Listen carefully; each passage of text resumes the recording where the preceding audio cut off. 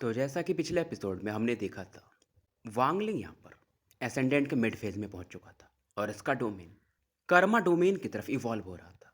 वांगपिंग इस दौरान जब वांगलिंग का पावर लेवल बढ़ता है तो इसे कुछ फील होता है। अब आगे आगे बढ़ने से पहले अंकित एफएफ गेमिंग भाई, कमेंट में आप कृपया ना हगे।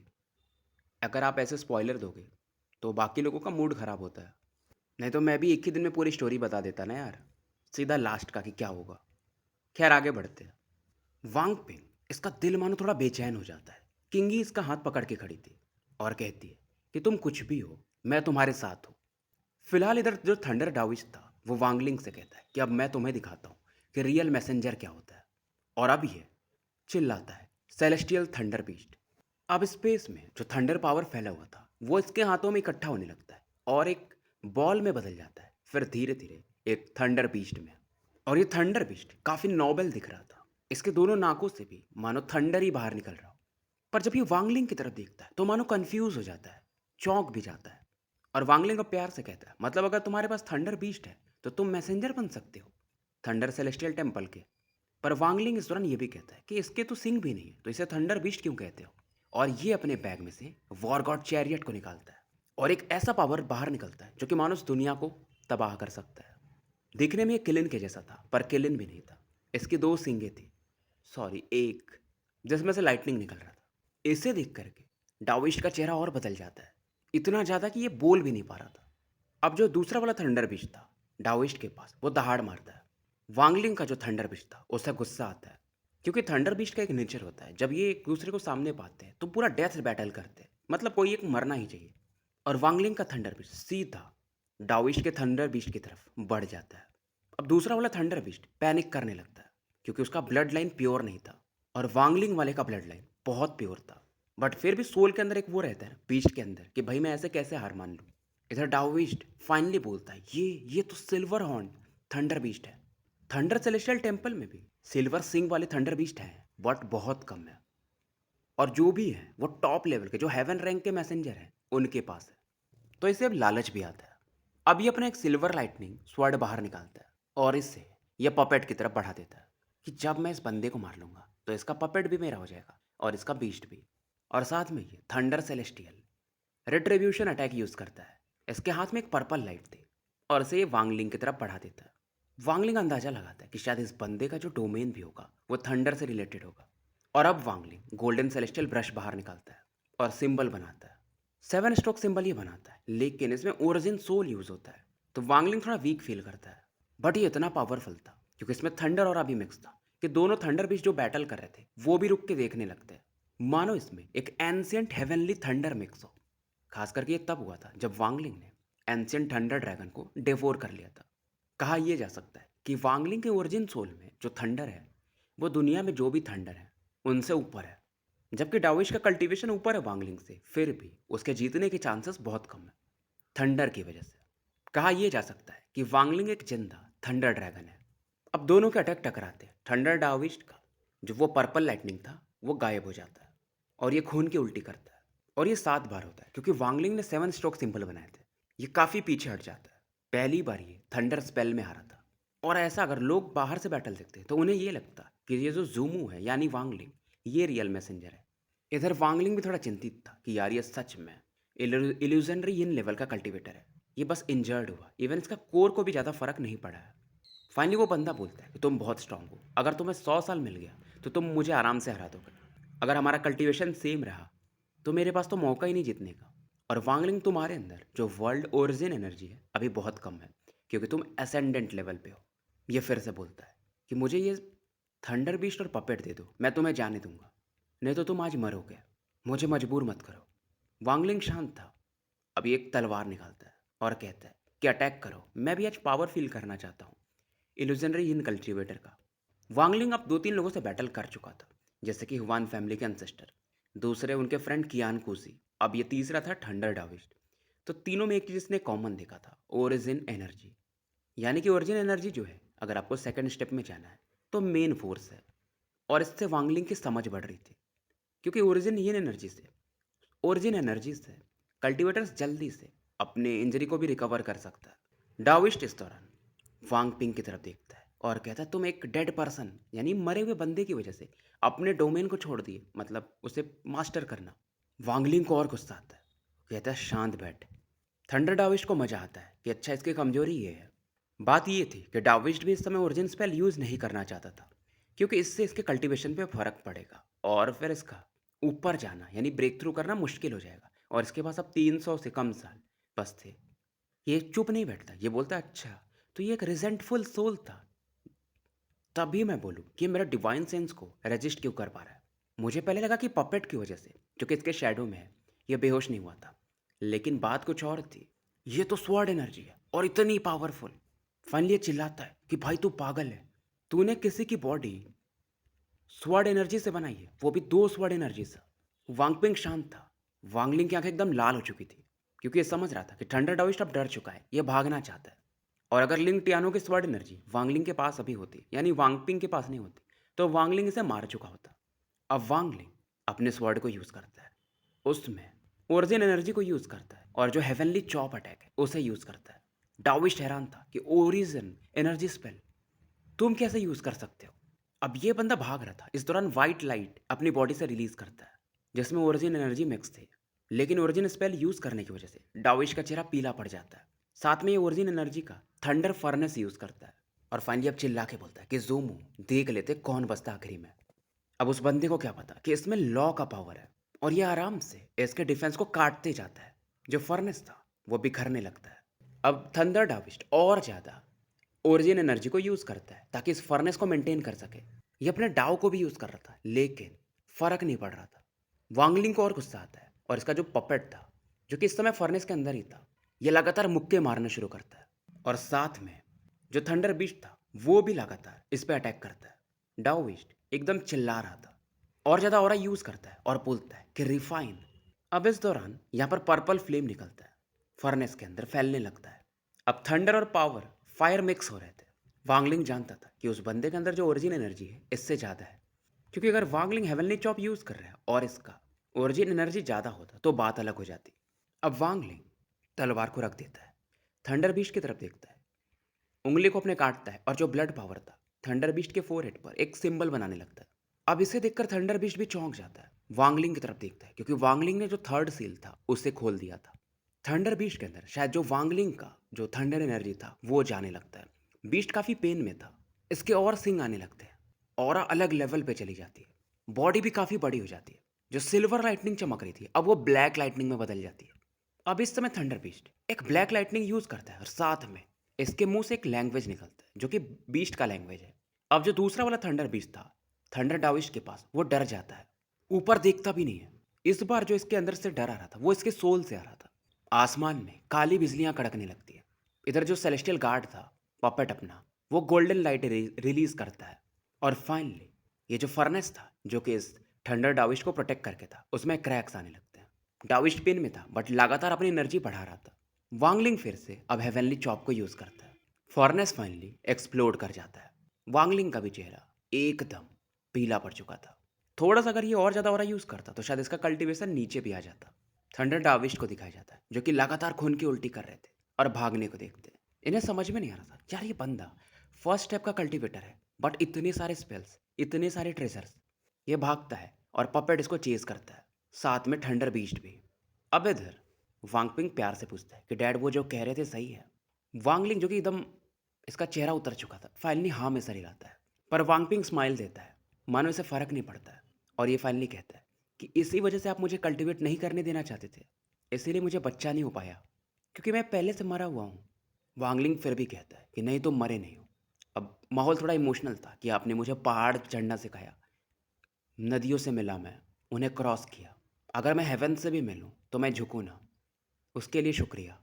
मुझे वो आंसर पहले से मिल गया था, बट मैं कंफर्म करना चाहता था कि मैं 70 सालों में बीमार क्यों नहीं पड़ा, मैं कभी थका क्यों नहीं।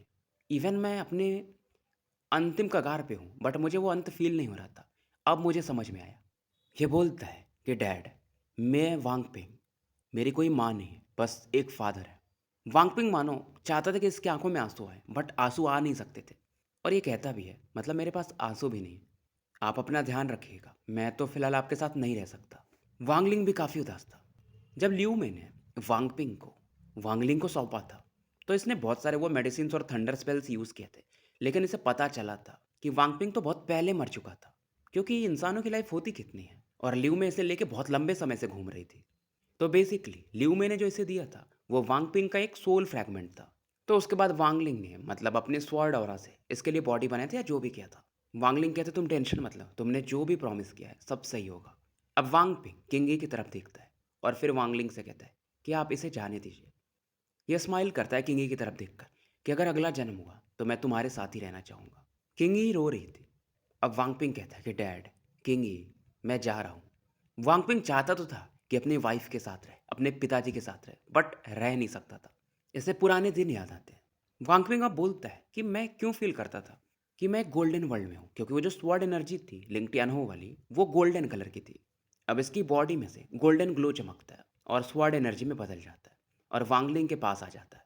वांगपिंग का सोल फ्रैगमेंट बाहर निकलता है, जिसमें व्हाइट लाइट तो थी बट साथ में एक ब्लैक थ्रेड भी था। ये जो ब्लैक थ्रेड था ये वही जो हेट्रेड थोड़ा बहुत था वो बचा हुआ था, और ये हेट्रेड अब गायब हो जाता है। ये जो सोल फ्रैगमेंट था यानी वाइट बॉल वांगलिंग उसे रखता है और अपने थर्ड आई में यानी कि हेवन डिफाइंग बीड में डाल देता है, ली मुआन के सोल के जस्ट बगल में, और कहता है कि अब से तुम्हारी माँ वानीर है।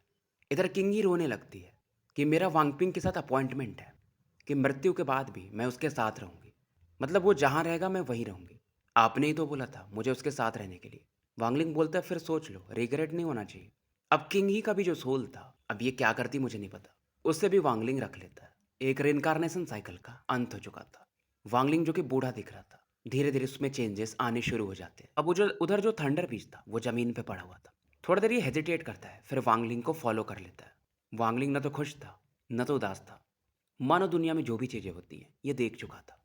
वांगलिंग अब श्योर था कि अगर इसे थोड़े सेलेस्टियल जेड मिल जाए तो ये आराम से एसेंडेंट के लेट फेज में जा सकता है। यिन लेवल के कल्टीवेटर से ये बैटल कर पाए, पर यांग लेवल के जो कल्टीवेटर्स होंगे इसे भागना पड़ेगा। और इसे ये भी समझ में आ चुका था कि फर्स्ट स्टेप में और सेकंड स्टेप में जो गैप है बहुत बड़ा है। मतलब एसेंडेंट का लेट फेज का बंदा हो और यांग कल्टीवेटर हो तो बहुत फ़र्क है। फ़र्क ये है ओरिजिन एनर्जी का। अब ये जो इसको थंडर बीस्ट फॉलो कर रहा था वो थंडर सेलेस्टियल टेम्पल वाला बीस्ट था। वांगलिंग वहां पर पहुंचता है जहां पर इसका थंडर बीस्ट और पपेट थे। फिलहाल ये अपने कंपास को निकालता है और काफी तेजी से आगे बढ़ता है। थंडर बीस्ट चौंक जाता है, फिर भी इसे फॉलो करता है। वांगलिंग जानता था कि वो इसे फॉलो कर रहा है। इधर वांगलिंग को बहुत सारे एक्सप्लोजन सुनने को मिलते हैं, जो कि बेसिकली यहाँ पर जो थंडर बिस्ट इसका वाला था वो थंडर डाविस से फाइट कर रहा था। डाविश को समझ में आ जाता है कि इधर अब वांगलिंग भी आ रहा है। इसकी आंखों में जो चमक थी और कम हो जाती है। अच्छा खासा ओरिजिन एनर्जी ये यूज़ कर चुका था, ज़्यादा यूज़ करेगा तो कल्टीवेशन लेवल नीचे गिरेगा। और अब तो इसे ये भी फील हुआ कि वांगलिंग के पास वो स्वॉर्ड एनर्जी भी है। वांगलिंग जानता था इसे नहीं मारेगा तो ये बंदा जा करके सेलेस्टियल टेम्पल में कुछ इधर का उधर भी कर सकता है। फिलहाल वांगलिंग 7 स्टार स्वॉर्ड फॉर्मेशन निकालता है और डाविस्ट की तरफ बढ़ा देता है।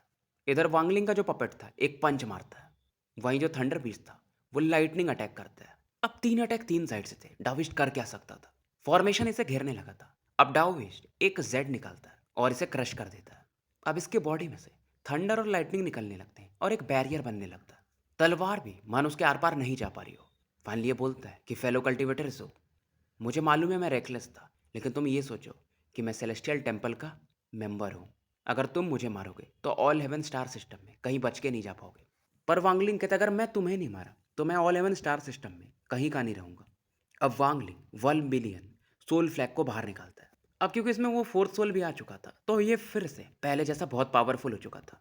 और इसमें वांगलिंग ने बहुत सारे ओरिजिन सोल्स जो बैटल इसने लड़े थे बीच में वो भी डाल दिए थे। जैसे इसमें एक किलिन का सोल था और वांगलिंग अब बोलता है किल।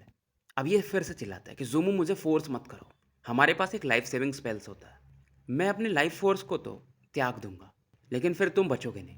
पर ये खुद डर रहा था क्योंकि इसका ओरिजिन सोल कम हो चुका है एनर्जी, और अगर ये उससे फिर से यूज़ करता है तो इसका पावर लेवल गिर के सोल ट्रांसफॉर्मेशन के स्टेज में चला जाएगा और फिर कभी बढ़ नहीं पाएगा। वांगलिंग भी से प्यार से कहता है कि तुमने मुझे फोर्स किया था। अब डाविस्ट कहता है कि यार हमारे बीच में उतना हेट्रेड भी नहीं है, तो मुझे जाने क्यों नहीं देते।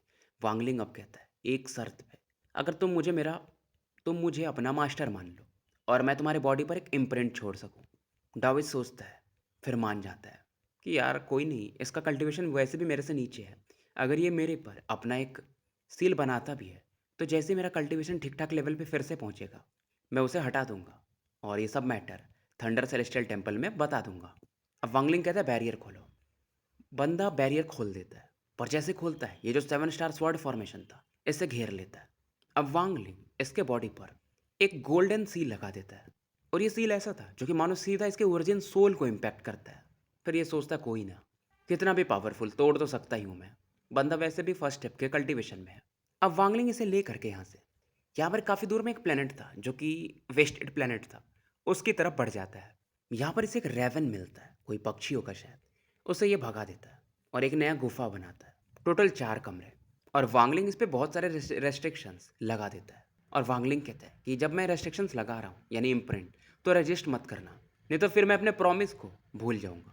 डाविस्ट भी देखना चाहता था कि किस प्रकार के लगा सकता है, मैं भी तो देखूँ। इधर वांगलिंग का इरादा लगता कि इसको मैं एक सेलेस्टियल गार्ड में बदल दूंगा, तो फिर मैं सेफ रहूंगा और ये अच्छा सेलेस्टियल गार्ड बनेगा। अब वांगलिंग का जो ओरिजिन एनर्जी था थंडर डाविस्ट की बॉडी में एंटर करता है, और वांगलिंग साथ में अब तुरंत ही सोल लैशर को निकालता है और सीधा डाविस्ट की तरफ चला के मारता है। डाविस्ट चौंक जाता है कि क्या कर रहे हो, पर वांगलिंग का स्पीड काफ़ी फास्ट था। ये जो सोल लैशर था यानी उसकी रस्सी थी, डाविस्ट की बॉडी को हिट करती है 6 बार, काफ़ी फास्ट। डाविस्ट की बॉडी ट्रेम्बल करती है, चेहरा पीला पड़ जाता है, ओरिजिन सोल बाहर निकल जाता है इसकी बॉडी से 7 फीट की दूरी पे। ये करने वाला था कुछ कि कैसे भी अपने सोल को अंदर खींचो, पर इस दौरान सेलेस्टियल गार्ड और थंडर पिस्ट दहाड़ते हैं, साथ में 7 स्टार स्वर्ड फॉर्मेशन भी था। डाविस्ट अब चिल्लाता है कि जोमो तुमने अपना प्रॉमिस पूरा नहीं किया। वांगलिंग से समझाता है कि मैं अपना प्रॉमिस पूरा करूंगा, सेकंड स्टेप काम नहीं करेगा अगर तुम खुद से ना मानोगे तो। इसीलिए मैंने तुम्हारे ओरिजिन सोल को बाहर निकाल लिया ताकि कुछ प्रॉब्लम्स ना आए। तुम्हारी बॉडी थोड़ी इंजर्ड थी। अब वांगलिंग डाविस्ट की बॉडी को देखता है, फिर से ओरिजिन एनर्जी को अब इसके बॉडी पे यूज़ करता है। ये देखना चाहता था कि वांगलिंग कर क्या रहा है, ये जूमो कर क्या रहा है। समय बीतता है, कुछ दिन निकल चुके थे। डाविस्ट की बॉडी बिखर रही थी, मतलब चमड़ी गायब हो रही थी, बस हड्डियाँ और थोड़ी बहुत मांस दिख रहे थे। बट थंडर अभी भी चमक रहा था। इसका ओरिजिन सोल खुद देख रहा था अपनी बॉडी को और शॉक्ड था। इसे समझ में आ गया था कि वांगलिंग कर क्या रहा है। वांगलिंग इसे एक पपेट में बदल रहा है। इसे अब डर भी लगने लगा था, क्योंकि अब उस पपेट को देखता है जो वांगलिंग के पास पहले से था। ये सोचता है कि इस पपेट को भी इसी ने बनाया है। ये बंदा है कौन, इतने खतरनाक मेथड्स। अब जो बॉडी थी वो कॉपर कलर की चमक रही थी। अगर कोई बॉडी कॉपर कलर की चमके यानी कि ये हिन कल्टीवेटर की बॉडी है, और था भी वैसे भी। और वांगलिंग सोचता है कि मैं कुछ मटेरियल्स अगर ऐड करता हूँ तो इसका लेवल बढ़ सकता है। अब फाइनली डाविश चिल्लाता है कि जूमो तुम कर क्या रहे हो, मैंने तुम्हें प्रॉमिस किया था कि मैं तुम्हारा दास रहूंगा, तुम्हारा पपेट नहीं। पर वांगलिंग इसे इग्नोर मारता है। ज़्यादा जब चिल्लाने लगता है तो जो लिंग टियानो के स्वॉर्ड एनर्जी थी वांगलिंग उसे बढ़ा देता है। अब इसकी और फट जाती है। वांगलिंग इधर अंडरवर्ल्ड रिवर को बाहर निकालता है और पूरे एरिया को ढक देता है। साथ में अंडरवर्ल्ड रिवर की मदद से जो जमीन में मेटल एलिमेंट हो सकते हैं उन्हें ये सोखने लगता है, और फाइनली इन्हें मेल्ट करके बॉडी में मिलाने लगता है। धीरे धीरे डाविस्ट की बॉडी अब सिल्वर कलर की चमकने लगती है। वांगलिंग भी खुश था कि चलो सिल्वर ग्रेड का पपेट है। और वांगलिंग अब इससे कहता है कि मेरे पपेट रहना 3000 साल तक, फिर मैं तुम्हें छोड़ दूंगा। डाविश सोचता है, वांगलिंग भी कहता है तुम्हारे पास अगर लाइफ सेविंग स्पेल भी है तो मेरी स्वॉर्ड एनर्जी से फास्ट नहीं हो सकता, तो सोच लो। अभी सोचता है कि मैं अगर पपेट के फॉर्म में भी रहा तो मेरी बॉडी काफ़ी स्ट्रांग रहेगी, तो बैटल में मरूंगा तो नहीं। सीन शिफ्ट होता है। यहाँ पर प्लेनेट यूंगजिया के आसपास के एरिया को दिखाया जाता है जहाँ पर डेंस फॉग था। यहाँ से जो भी कल्टीवेटर्स जाते थे अलग रास्ता पकड़ लेते थे, क्योंकि यूंगजिया प्लेनेट को मृत्यु का जगह माना जाता था। बहुत कम ही लोग वहाँ से जिंदा लौटे थे। और यहाँ पर एक बॉडी को दिखाया जाता है जिसके कपड़े फटे हुए थे, हालत काफ़ी ख़राब थी। ये बंदा डरा हुआ था। फिलहाल इसके सामने एक भट्टी जैसी दिखती है। ये फॉग से बाहर निकलना चाहता था। 8वीं बार ये भाग रहा था। 70 साल इसे हो चुके थे यहाँ पर फंसे हुए। बट इस दौरान एक पूंछ जैसा कुछ तो इसकी तरफ बढ़ रहा था। और ये जो बंदा था ये कोई और नहीं है, अपना ग्रीड है। ये सोचता है कि यार मैं ट्रेजर्स इतने टाइम से ढूंढ रहा हूँ, मतलब बचपन से। ऐसा मेरे साथ पहली बार हो रहा है। और वांगलिंग ये सब तुम्हारी वजह से हो रहा है। अगर तुम इस फालतू ऑल हेवन स्टार सिस्टम में नहीं आए होते तो मुझे वो लोग भेजते ही नहीं, नहीं तो मैं इतनी गंदी जगह पर पहुंचता भी नहीं। इधर 6 महीने और बीत जाते हैं। वांगलिंग जिस गुफा में था वहां पर एक आवाज़ सुनने को मिलती है, एक एक्सप्लोजन होता है और इसके सामने एक पपेट चमकता हुआ दिखाई देता है। डाविश क्योंकि मान गया था तो अब ये एक पपेट बन चुका था। हालांकि इसने दूसरा वाला थंडर बीस्ट को भी यूज़ किया था, बट फेल्योर ही मिला था इसे। वांगलिंग को लगता है कि शायद मेरा डावाट अभी भी उतना सही नहीं है। और ये पपेट क्योंकि फेल हो गया था तो जो थंडर डाविश का ओरिजिन सोल था उसका जो दिमाग रहता है तो प्योर सोल में वो बदल जाता है। थंडर बीस्ट भी जो कि अब फट चुका था, तो इसके साथ ही फ्यूज़ हो जाता है, इसके ओरिजिन सोल के साथ। तो इसका जो पपेट यहाँ पर दिख रहा था दूसरा वाला, उसके अंदर सोल नहीं जा पाता है, तो वो जागता नहीं है शायद। बट फिर भी उसकी जो बॉडी थी, वो पीक सिल्वर ग्रेड की थी। मतलब अगर वांगलिंग चाहे तो अपने ओरिजिन सोल को उस बॉडी में भेज करके उससे बैटल कर सकता है। बट फिलहाल वांगलिंग के ओरिजिन सोल के साथ एक प्रॉब्लम है कि वो अपनी बॉडी छोड़ नहीं पा रही थी। तो डिवाइन सेंस यूज़ करके थोड़े बहुत पंचेस ये मार सकता था। फिलहाल इस गार्ड को भी ये बैग में रख लेता है और गुफा से बाहर निकलता है। अब इसका एक ही चीज़ था कि मुझे पहले अपने कल्टीवेशन को बढ़ाना पड़ेगा, जो कि मेरे डोमेन को मैच कर सके। यहाँ पर 3 चीज़ इसके पड़े हुए थे। एक इसका सेलेस्टियल गार्ड, यानी जो पहला पपेट है।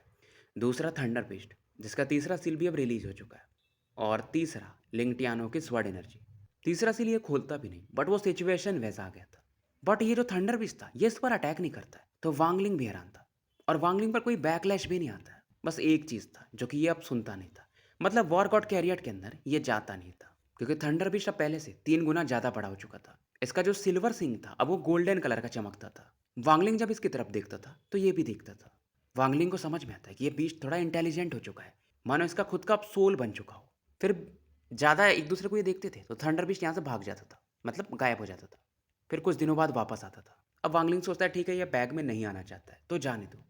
फिलहाल जो लिंक टियानो की स्वॉर्ड एनर्जी थी, ये इसे अंदर रख लेता है। और जो सेलेस्टियल गार्ड था, वो गुफा को प्रोटेक्ट करता है। अब थंडर डाविश के पास जो भी उसके स्टोरेज बैग में आइटम्स थे, वांगलिंग उन्हें निकालने को देखता है। जैसे कि इसे एक टोकन मिलता है जेड टाइप, जिस पर एक थंडर बीस्ट की आकृति बनी थी, जिसके जो सींग थे वो गोल्डन कलर के चमक रहे थे। टोकन के पीछे में एक मार्किंग भी बना हुआ था, पर वांगलिंग का डिवाइन सेंस इसके अंदर एंटर नहीं कर पा रहा था। अब वांगलिंग दिमाग लगाता है, क्या मैं भी थंडर सेलेस्टियल टेम्पल का मैसेंजर बन पाऊंगा?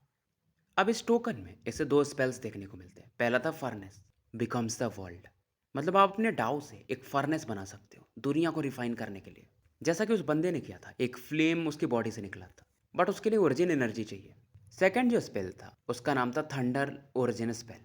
बट ये लो रैंक का सेलेस्टियल स्पेल था, बट काफ़ी पावरफुल था। इसलिए बहुत सारे लोग इसे कल्टीवेट नहीं कर पाते थे, क्योंकि इसमें जो थंडर पावर चाहिए, बहुत पावरफुल होना। और अब ये सोचता है कि अगर मैं इस थंडर ओरिजिन स्पेल को मास्टर कर लेता हूँ, साथ में उस फर्नेस टेक्निक को, मेरे पास थंडर बीस्ट तो है, तो रियल मैसेंजर भी हैरान हो सकता है। अब इसे एक नया आइटम देखने को मिलता है, जो कि एक तलवार था, लाइटनिंग का बना हुआ था। तीसरा जो आइटम था, वो सिल्वर स्टोन था, जिसमें लाइटनिंग और थंडर का पावर था। वांगलिंग जैसे इसे टच करता है, जो इसके अंदर ऑरा थी, लाइटनिंग पावर, वो इसकी बॉडी में एंटर करने लगती। नॉर्मल बंदा होता तो इंजर्ड हो जाता, पर ये वांगलिंग था। अब इसके बॉडी में एक ओरिजिन एनर्जी का मानो वेव चलता है, बट फिर भी ये इसे एब्जॉर्ब नहीं करता है। बैग के अंदर इसे रख लेता है। आखिरी में इसे सेलेस्टियल जेट्स देखने को मिलते हैं, और सेलेस्टियल जेट्स बहुत सारे थे। इवन एक कल्टीवेशन फैमिली के पास भी इतने सारे नहीं हो सकते। इसे समझ में आता है कि सेलेस्टियल टेम्पर का मैसेंजर होना भी बहुत बड़ी बात है। फिलहाल वांगलिंग यहाँ से गायब हो जाता है और 5000 किलोमीटर की दूरी पे प्रकट होता है। अब यहाँ पर ये जो इसके पास सेलेस्टियल जेड पहले वाले थे, उन्हें भी बाहर निकालता है। 1 बिलियन सोल फ्लैग को बाहर निकालता है और इससे 3 प्राइमरी सोल्स बनाता है, मतलब 3 पावरफुल एसेंडेंट लेवल के कल्टीवेटर्स। फिर ये बैठ जाता है कल्टीवेशन में, सेलेस्टियल जेड्स को लगातार एब्जॉर्ब करने लगता है। सीन शिफ्ट होता है, अलायंस स्टार सिस्टम को दिखाया जाता है, जहाँ पर एक एवी प्लेनेट पड़ा हुआ था। इस प्लेनेट सुजाकू से भी छोटा था, और इसी के आसपास से जो 3 स्वॉर्ड एनर्जीज थी, काफ़ी तेज़ी से गुजरती है। एक स्वॉर्ड एनर्जी एक वुमेन का था, जो पर्पल कलर के कपड़े पहन के थी। होठों पर इसने बेर की लिपस्टिक लगाई थी, और कोई भी इसकी तरफ मंत्रमुग्ध हो सकता था। खास करके इसकी आंखें, जो कि तारों के समान हो, जहाँ से भी गुजरती थी एक खुशबू छोड़ जाती थी। वांगलिंग होता तो इसे पहचान जाता। ये वही लड़की है जिसने कियान फेंग को डिवोर किया था। जिक्सिन, इसे 5 एलिमेंटल प्लैनेट्स वालों ने भी बाहर फेंक दिया था। इसे बेसिकली याओ जिगजियो के फादर ने बचाया था, यानी ब्लड एंसेस्टर ने। तो फिलहाल ये उनकी कंकुबाइन बन चुकी थी, यानी बीवी टाइप जो होती है। और इसके आसपास 2 लोग जो इसे फॉलो कर रहे थे, उनके बॉडी से ब्लडी ऑरा निकल रही थी। ये 2 ब्लड स्लेव्स थे, जिसे ब्लड एंसेस्टर ने रिफाइन किया था। दोनों का पावर लेवल एसेंडेंट लेवल पे था। अब जिग्जिन इनसे पूछती है, तो इसी प्लेनेट के बारे में तुम बोल रहे थे? बंदा जवाब देता है, जी साहिबा, 3 महीने पहले की बात है। किसी ने बताया था कि ये इस प्लेनेट के बारे में, कि ये मर रहा है धीरे धीरे, इसलिए यहाँ पर ये आई थी। क्योंकि ये जो प्लेनेट था, ब्लड एंसेस्टर का जो रीजन है, उसके एरिया में आता था। अब जिग्जिन इस प्लेनेट की तरफ बढ़ती है, साथ में इसके दोनों स्लेब्स भी थे। यहाँ की जो जमीन थी वो सूख चुकी थी, बट यहाँ पर एक आवाज़ लगातार सुनने को मिलती है। मिट्टी में क्रैक्स भी थे। आसपास में एक 100 फुट का नदी था, जो कि सूख जाता है, चौड़ी नदी थी। अब ये ब्लड स्लिप कहता है कि वैसे तो इस प्लेनेट को 400 साल पहले छोड़ दिया गया था। बट इतना ये अजीब नहीं था। कुछ 10-20 सालों में इसमें ज़्यादा परिवर्तन आ रहा है, मानो इसका समय पूरा हो चुका हो। अब ज़िगज़िन अपने डिवाइन सेंस को फैलाती है और इस प्लेनेट की गहराइयों तक भेजती है। पर जैसे इसका डिवाइन सेंस ज़्यादा नीचे जाता है, एक आवाज़ इसको सुनने को मिलता है, निकलो यहाँ से। जो कि मानो इतना पावरफुल था कि ज़िगज़िन भी पैनिक कर जाती है। दोनों ब्लड स्लिप्स ये तो खून की उल्टी करने लगते हैं, क्योंकि ज़िगज़िन को ये आवाज़ जानी-पहचानी लगती है। ये तुरंत ही रिस्पेक्ट दिखाती है कि मुझ जूनियर को नहीं पता था कि सीनियर ये आपका कल्टीवेशन स्पॉट है। डिस्टर्ब करने के लिए सॉरी, मैं तुरंत जाती हूँ। अब दोनों ब्लड स्लिप्स के साथ ये निकल जाती है और ज़िगज़िन की आंखों में जो डर था, वो फिलहाल शांत हो जाता है। अब इधर जो प्लेनेट था, इसकी आवाज़ और बढ़ जाती है, क्रैक्स और बढ़ने लगते हैं। ज़िगज़िन वगैरह जो कि काफ़ी दूर निकल चुके थे, इस एक्सप्लोजन को सुन करके इनका चेहरा और बदल जाता है। एक फोर्स इनकी तरफ बढ़ रहा था। अब ज़िगज़िन ब्लड स्लिप से कहती है कि एक्सप्लोड करो ताकि इसे हम काउंटर कर पाए। अब दोनों ब्लड स्लिप्स अपने ओरिजिन सोल को एक्सप्लोड कर देते हैं और इस मौके का फ़ायदा उठाकर ज़िगज़िन अपने बैग में से एक ब्लड रेड जेड को यूज़ करती है। इसे वो ब्लड एंसेस्टर ने दिया था ताकि इसे ये यूज़ करके टेलीपोर्ट कर सकती थी। हालांकि इसे एक्टिवेट होने में थोड़ा समय लगता है। फिलहाल ये प्लेनेट कोलैप्स कर चुका था और सेंटर में एक बंदा दिखाई देता है जिसके बाल एकदम लाल थे, आंखें मानो बर्फ के समान पुरानी हो, कोल्ड हो, और इस बंदे के फोरहेड पर 4 स्टार्स चमक रहे थे। पर उनमें से जो एक था वो थोड़ा फ्लिकर कर रहा था, मतलब चमक रहा था फिर बंद हो रहा था। ये था वांगलिंग का ओरिजिनल बॉडी। और अब वांगलिंग सोचता है कि इस प्लेनेट पे अब मैं कुछ एब्जॉर्ब नहीं कर सकता, खत्म हो चुकी यहाँ की और। अब वांगलिंग की जो ओरिजिनल बॉडी थी बहुत स्ट्रांग थी, तो ये तारों के बीच में भी बिना स्टार कंपास के ट्रैवल कर सकता था। और ये सोच रहा था कि अभी तक मुझे किसी एडल्ट एंशियंट गॉड की ऑरा नहीं मिली, नहीं तो मैं 4 स्टार कंप्लीट कर चुका होता। लगता मुझे प्लेनेट सुजाकू जाना पड़ेगा, क्या पता कब टासेन ब्रेक फ्री करेगा। फिलहाल यहाँ से वांगलिंग गायब हो जाता है। इधर कई महीनों बाद वांगलिंग की जो बॉडी थी एक दूसरे प्लेनेट को चुनती है जिससे कि लोग छोड़ के जा चुके थे, और ये इसके भी कोर में एंटर कर जाता है। यहाँ पर थंडर बहुत चमकता था तो इसे बहुत फायदा था। सीन शिफ्ट होता है, प्लेनेट सुजाको को दिखाया जाता है, वहाँ के भी सी ऑफ डेविल्स एरिया को, उसी जगह को ब्रोकन कियोटिक स्टार जहाँ पर एंशियंट गॉड का बॉडी है। सी ऑफ ब्लड के अंदर बहुत सारे कल्टिवेटर्स बैठे हुए थे और इनका पावर लेवल समय के साथ काफ़ी बढ़ चुका था। सबसे ऊपर में एक रेड हेड मैन बैठा हुआ था और मिट्टी पर ये कुछ लिख रहा था, वांगलिंग। बहुत सालों से ये लोग इस नाम को बार बार सुनते थे और ये बोलता है कि वांगलिंग अब मैं फ्री होने ही वाला हूँ। 3 महीने के बाद केओटिक ब्रोकन स्टार में से बाहर ये बंदा निकलता है, मतलब एक बंदा निकलता है जिसके कंधे पर एक बंदर भी था। यह टासेन नहीं था, यह उसका मैसेंजर था। इसके अंदर लेकिन काफ़ी नफरत था। अगर वांगलिंग यहाँ पर होता तो शायद इसे पहचान जाता। ये कोई और नहीं, स्काई डेविल मैजिशियन था। ये 6 डिज़ायर डेविल लॉर्ड का मास्टर था। अगर आपको पुरानी स्टोरी याद है तो इसे आप पहचानते होगे। फिलहाल ये बंदा कुछ फील करता है, बोलता है अच्छा तो थंडर सेलेस्टियल रियल्म के नीचे जो रियल में ये बंदा वहाँ पर है, मतलब वांगलिंग का ये लोकेशन भी ढूंढ लेता है और ये अब प्लेनेट सुजाकू को छोड़ देता है। स्टोरी यहीं समाप्त करते हैं। मिलते हैं फिर कल एक नए वीडियो के साथ।